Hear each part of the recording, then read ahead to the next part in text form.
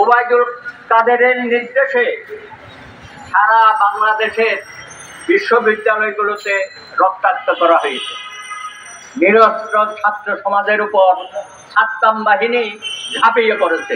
তাহলে কালকের মূল আসামিকে হলো হুকুমের আসামি ওবায়দুল কাদের। তোমার নিষ্ঠা নাই কাওয়া কাদের।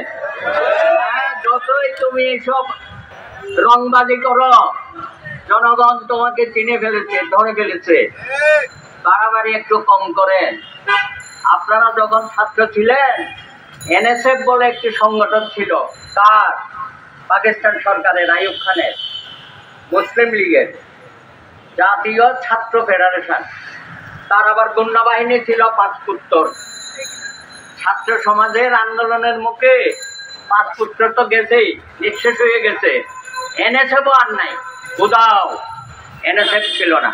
স্বৈরাচার এরশাদ বিরোধী আন্দোলনকে দমায়ে রাখতে পারে নাই। ছাত্র সমাজ তাদের অধিকার আদায় করে তারপরে ঘরে ফিরেছে। অবশ্য অনেককে শহীদ হতে হয়েছে। এই সাদ্দাম বাহিনী বিশ্বজিৎকে হত্যা করেছে। ভুলে গেছেন বিশ্বজিৎকে? এই জগন্নাথ কলেজের ওখানে যে বলেছিল আমি শিবির না, আমি জামাত না, আমি ছাত্রলীগ। সাদ্দাম বাহিনী কিন্তু তাকেও ছাড় দেয় নাই, হত্যা করেছে।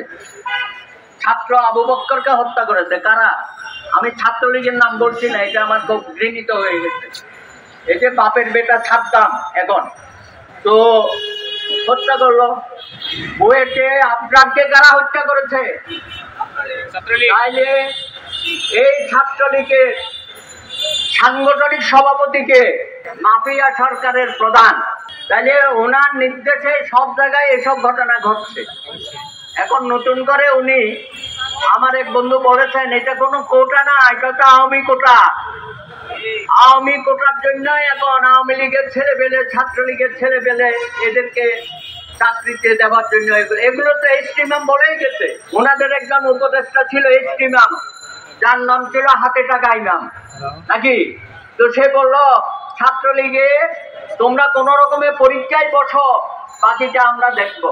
উনি তো দেখেছে গত 15 বছর ধরে শত শত ছাত্রলীগের নেতা কর্মীকে চাকরি বাকরিকে পুলিশে ঢুকাইয়ে দিছে।